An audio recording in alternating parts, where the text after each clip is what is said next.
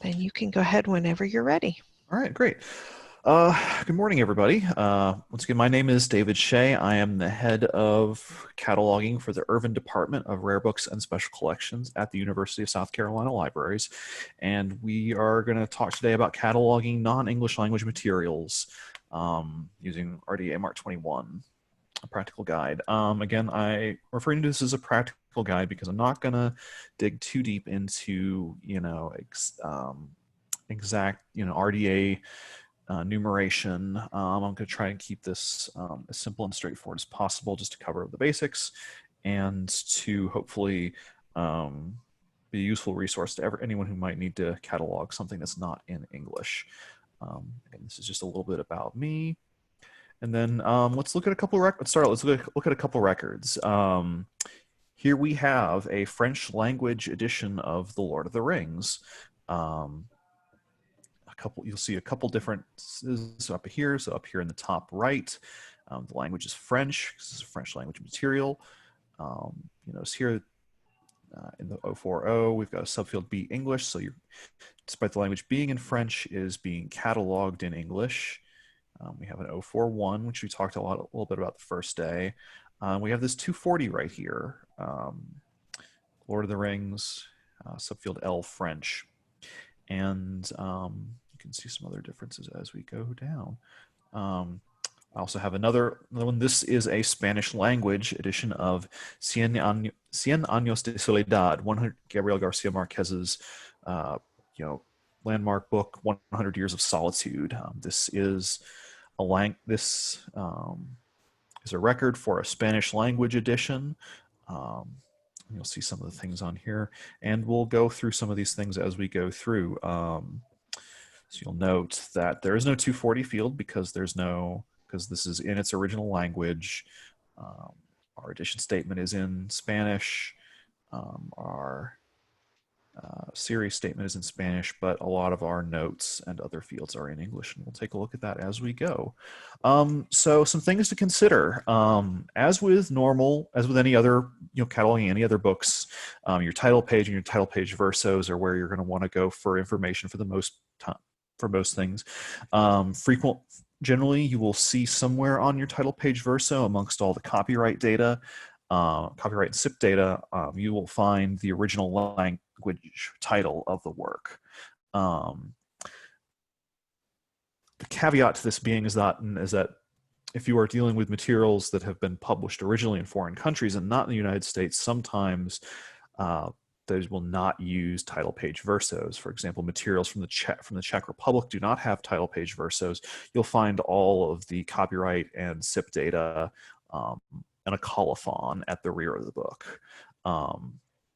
So some things when you're working with non-Roman scripts, transliterate, do not translate, because titles and other things do not always directly translate.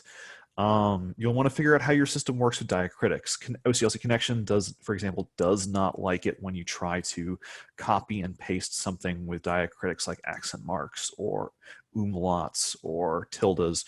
It does not like it when you try to copy them from something outside Connection and paste them in.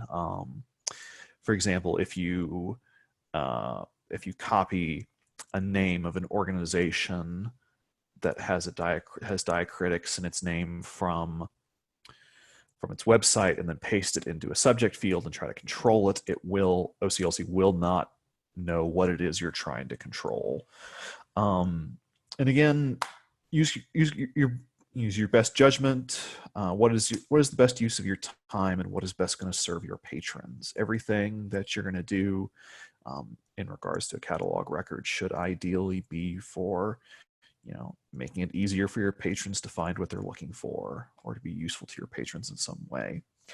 So let's take a look at a couple things right here. So this image on the left here, this is from an English language edition of the Swedish vampire novel Let the Right One In.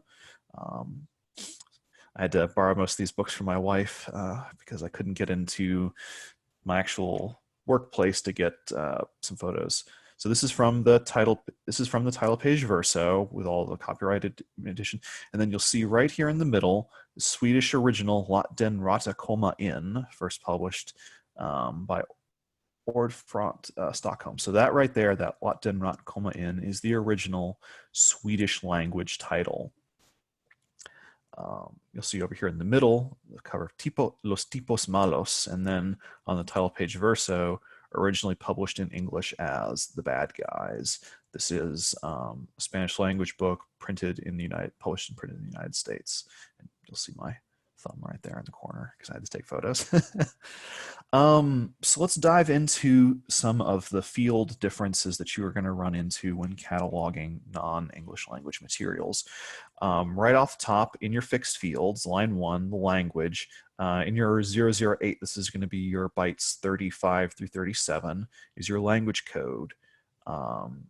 This is your, should be 3-letter code for the language of the material. In this case, this book is written in French. You'll find at this website right here all of the language codes that Library of Congress uses, and there are a lot of them. The next big difference is your 040 cataloging source. I mentioned that when I was in the early records. Either this subfield B right here is the language of the cataloger. When you're bringing records into your system, you should only be using records that were cataloged in English. And depending on what system you're using, you may be able to derive new records from a record that was made in another language. I do that a lot. But remember to check all your fields for other languages. So a lot of times I will run into say a German language book for which there's never been an English language catalog record, and I have to derive it over in OCLC using the derive new record function, and it brings that over, but there's still a lot of things that need to get fixed. There's foreign language subject headings that I have to remove and give English language subject headings for. There's things like a 300 field where instead of P for pages, it'll be S for whatever the Germanic language equivalent is. I've never actually looked to see what it is. So if you're deriving a record, you will want to make sure that you are transferring everything into the language that it should be. 041 language code. First indicator is 0 for not a translation, nor contains a translation. 1 for is a translation. Second indicator is blank. Your subfield A is your language code for the language of the item. And this is a repeatable code, so you can continually enter as many subfield A's as there are languages represented in this book. For example, if you had a book with parallel text, you could enter, French in a subfield A, and then add an additional subfield A, English, and you would probably want to make a 500 note about that parallel French and English text. And then in your subfield H, you have your language code of your original if you have a translation. So in this case, we have a book that is in French, translated from English. And this reminder right here that it is a translation. 1XX and 7XX. Make sure your translators are represented in 700 fields with the subfield E translator. These are important people who have made an important contribution to the work that you have in front of you. If there are authorized and controlled versions of someone's name that is different from the name on the item, make sure to use the authorized version. So you will see, especially with languages with non-Roman characters, you'll see different transliterations of someone's name. Sometimes that will be different, just like you might so just like when you have someone who publishes under a pen name, you're going to use whatever the authorized, Library of Congress authorized version is. And I've also included here, this is the link to the LC Library of Congress's transliteration tables, romanization tables. Keep in mind, these may be different from how native speakers would transliterate. Library of Congress is a little quirky about some of those things sometimes, but otherwise you're going to want to enter them as they appear. So your original author of the work is always your 100 feet, your 1xx field. Your translators and other contributors, again, are always 7xx's. 240 uniform title. This is going to be one of your big fields for if you have a book that was translated from another language. The 240 field is meant to be the original form of the title as it appeared in the language that it was created. So your first indicator is 1, and your second indicator is 0 for no non-filing characters because you're dropping articles. And then you have your subfield A, which is your original title as it appears on your title page or title page verso with a little period there. Then you have your subfield L is your language of translation. In this case, we have Lord of the Rings that's in French. In this case, we have a copy of Cien Años de Soledad that's in English.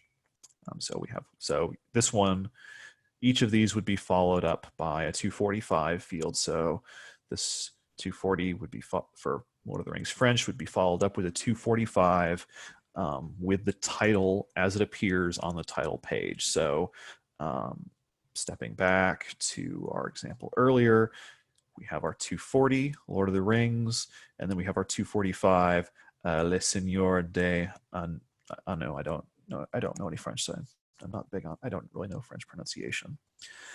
And then in this case, if we had an English language copy of 100 Years of Solitude, we'd have our 240, Cien Años de Soledad, and then a 245, 100 Years of Solitude.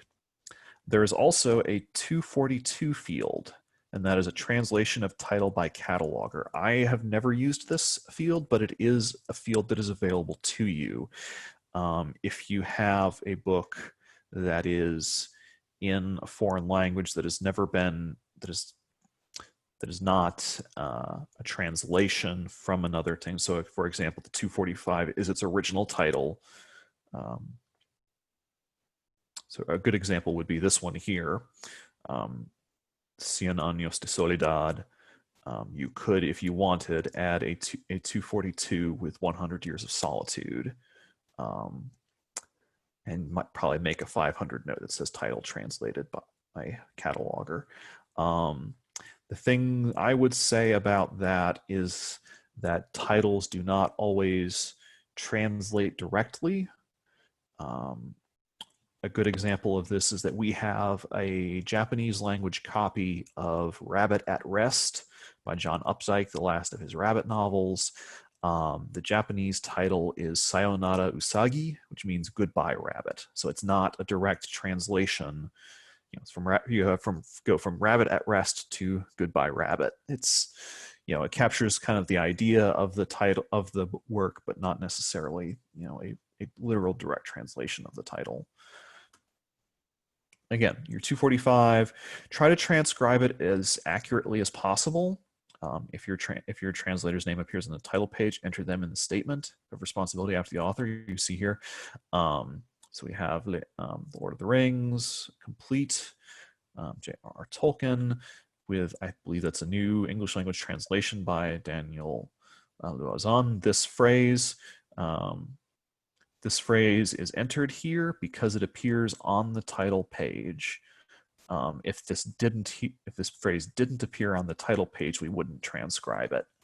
But again, try to transcribe as accurately as possible. Do not translate, transliterate if you have to, though. So your 250 edition statement. So you enter your edition statement as it appears on the text.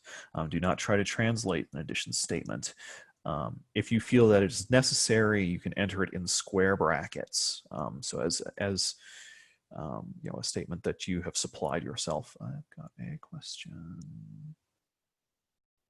Yes, that is. I just look at that. This is a record I harvested from OCLC, and that is not that. On that 245, that second indicator should not be a 4. It should be a 3 for only 3 characters. So that is a mistake that in the record that I found that I did not fix. So yeah, that's just Me being a little spacey on that, I guess. Sorry. I can fix it for before I send it back out again if people would like it. Yeah, again, all right.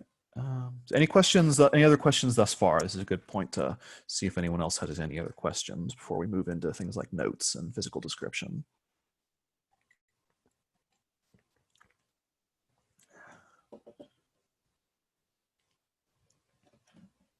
All right, seeing none, we can move on to 264 publication information. So when you are dealing with a foreign language resource that was published in another country, not in the United States, you want to, in your subfield A, enter your place of publication as it appears on the item. Do not localize place names. For example, Florence, Italy is in Italian resources published in Italy is Firenze, or Warzawa, not Warsaw. You do this because RDA is intended to be an international standard. So you will enter place names as they appear on the item for publication, not with a localization of or translation of that title page. So, and that includes older resources too. So older resources that come from cities that may no longer be known by that name. You'll run into a lot of things if you're working with pre-1918, 1919 materials. You're going to run into a lot of those things, especially when referring to places currently in modern Poland or the Czech Republic or some place like that that was previously part of, say, Germany or Austria. If you have to supply a place of publication, so you don't have it on there, but you know the language that it's in, so it's pretty reasonable that you can cite where this would have been originally published. You record that in your place of publication as it would have been at the time. So, for example, you have a book in Croatian from the 1980s. You're not sure where it's from. You're not sure 100% where it's from, but it seems reasonable that it was published in what was then in the former Yugoslavia. You would want to enter Yugoslavia in square brackets with a question mark, because at the time, Croatia was in the 1980s, Croatia was part of Yugoslavia. And then transcribe the publisher as exactly as possible. Brief thing about 498XX fields. Record these items, every fields as they appear on the item, rather than necessarily with their English language equivalent. So you have a book that's in English that's part of a series. You have a book originally published in English that's part of a series. It's translated into another language and has a series statement that's in a foreign language. You'll still record that as it appears on the item. Now, these are repeatable fields, so you can, if you feel you need to, supply additional series statements in English with the series name, if you feel you need to do so, or in another language. Just make sure you're getting the correct ones. 5XX note fields. This is kind of the meat of these records. Since 5XX are repeatable, you can enter as many notes as you need in English or in the language of the work. As a rule, any note that you're making from the text of the item should be in the language on the resource. So if it has some quote on it in a foreign language, physically on the item that you want to represent, make sure that that stays in its original language, and you transcribe it as it appears on there. And you can always add additional notes if you feel like it, if you feel you need to. A good one to add is 500 translation of, and then enter the other names. So here we have translation of The Lord of the Rings, and then the other books in The Lord of the Rings. And then we have here compilation of, and then the French titles for the different parts of The Lord of the Rings. Other good notes that you would want to have in the language from the material, so your 505 contents notes and your 520 summary notes. So if you're If you feel that transcribing the contents would be beneficial, you do it in a 505 note in the language as it appears in your table of contents. You want to transcribe the blurb on the back of the book, or some sort of, or a publisher statement, 520 summary notes, as they appear. General notes like translation of and then entering the text of your 240 field should generally always be added, because it's just good to have a plain text example in there. Another useful field for foreign language material is a 546 language note. This is the plain text version of your 041 field. You have no indicators. In your subfield A, you have the language of your text, and then you can use a subfield B to identify an alternative alphabet or script that it might be in. Here, an example, we have this book is a text in Korean, but it's Korean using Chinese characters. So you can write Korean with Chinese characters, or you can write it with Hangul. I think using Chinese characters is an older practice, but it is possible.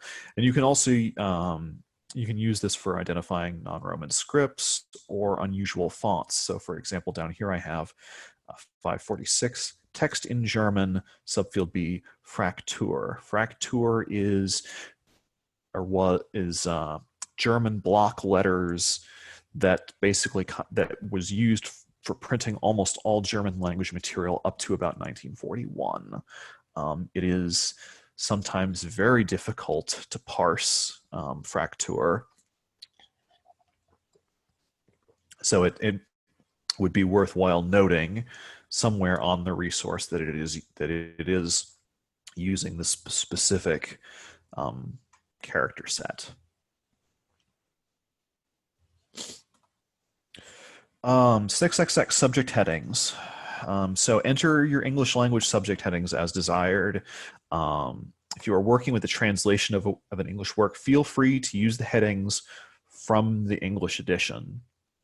And you can also use other thesauri to add non-English language headings if you think it's going to be useful for you. But make sure in your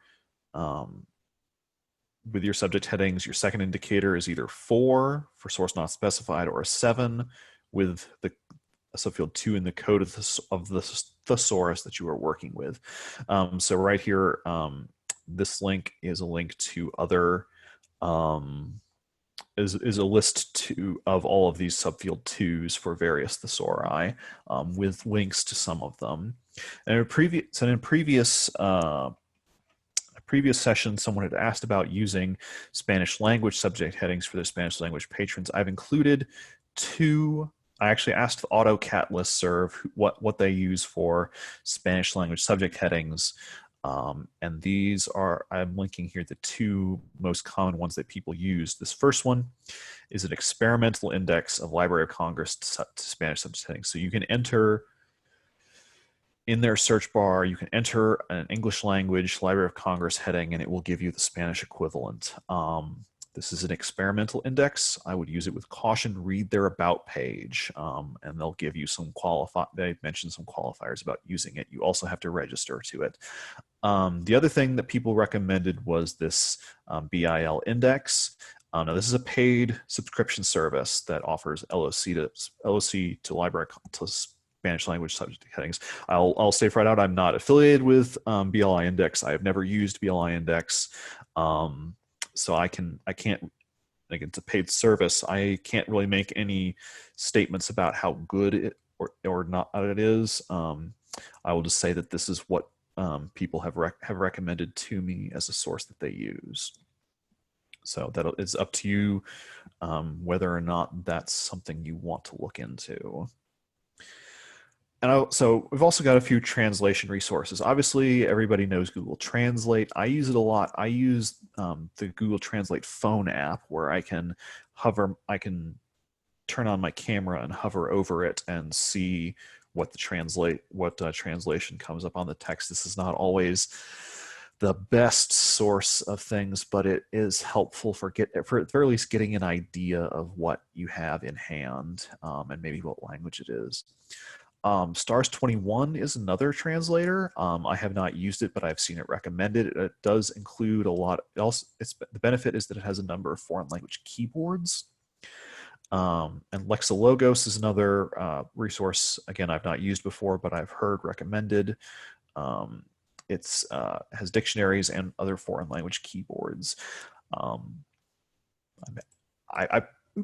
I put the R translation, the Reddit page for translation in here because I have used it before. You can basically post an image on this Reddit page and request translations from Redditors, and they will do it. I hesitate on there because there's always problems involved with using Reddit. To be aware, it's a weird site. I feel like this would kind of be my source of last resort. I had to do this with a Russian language Emily Dickinson book.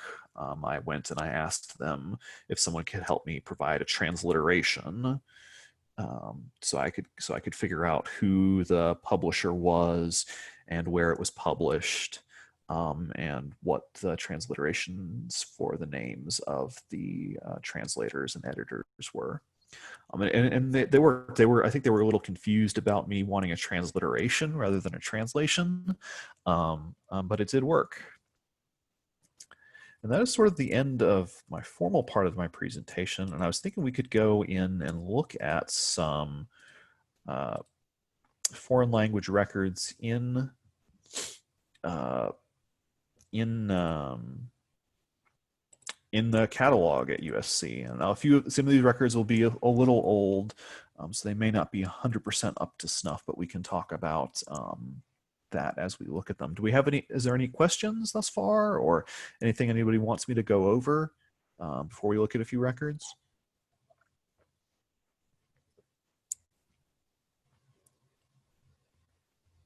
All right, seeing none, I'm going to search for, what was it? Get Shorty, the crime novel by Elmore Leonard. And I want a German language edition of Get Shorty. And here we have two, Schnappt Shorty, Roman being the German word for not. If you see a title that says such and such a novel, that's what it is here. So let's look at this one from 1991. We'll go ahead and display source record. So here we go. So in our 048, in our 008, bytes 35 through 37, we have GER for German language. Our 040 field, we have, our subfield B, English. Our 041, German, English. We have Elmore Leonard properly set as the author. And then we have our 240 with Get Shorty, German language. And then we have our 245, Aus dem Amerikansitz von Hans M. Herzog. So I guess, and then we have here in our 264, München instead of Munich, because that's how it is spelled in German. We have in our 300 field, 319 pages. We have our 336 fields in English. We have a German series statement. Then we have our English language subject headings and our translator.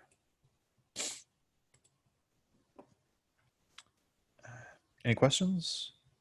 And then I had pulled this one earlier and talked about a little bit about it. So this is our Bulgarian Language Prince of Tides by Pat Conroy. So this is a little bit of an older record. So it's not completely up to where it should be. So we don't have so we're missing our relator term right there. And we will notice these 880 fields. These are for entering non-Roman characters in the title. So if we actually looked at this record in the catalog, view, it would display the Cyrillic. Sophia, capital Bulgaria, spelled a little bit differently than what you would normally see. It's been transliterated. We have our Bulgarian language subject fields. And we have an older Bulgarian translation of Prince of Tides. We have a note field for non-Latin script records. That's something you can obviously include if you want to. And we have an older 500 text in Cyrillic. I was going to try and change this over to a 564 Bulgarian subfield H Cyrillic alphabet beforehand, but Alma was proving a little more difficult to work with than I had hoped.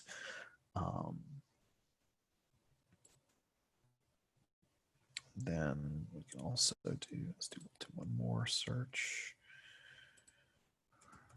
Hit at rest.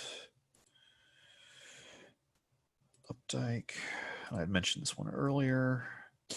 Japanese search. And here we go.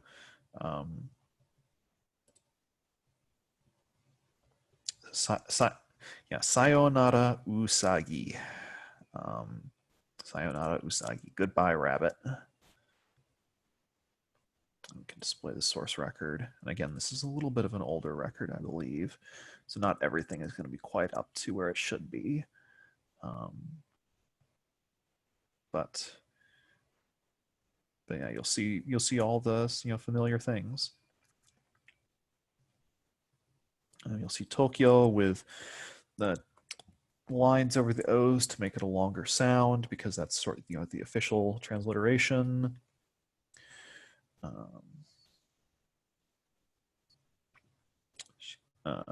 Shinshosha, publisher. And yeah, so does anybody have any questions or any other, they'd like me to find a few more? Is there anything else you're dying to know about cataloging non-English language materials? I'll give a minute for anyone who wants to type anything into chat.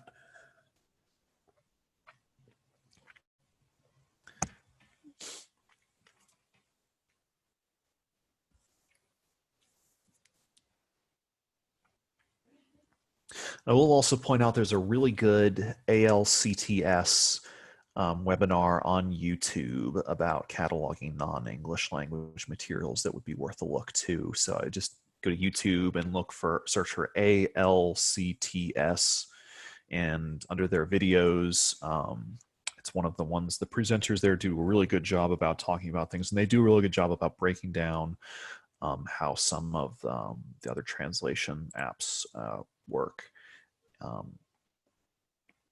All really great sources.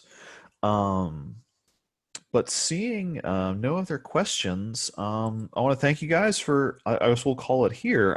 Thanks so much for letting me come talk to you guys and have this opportunity. And I hope it was helpful for everyone.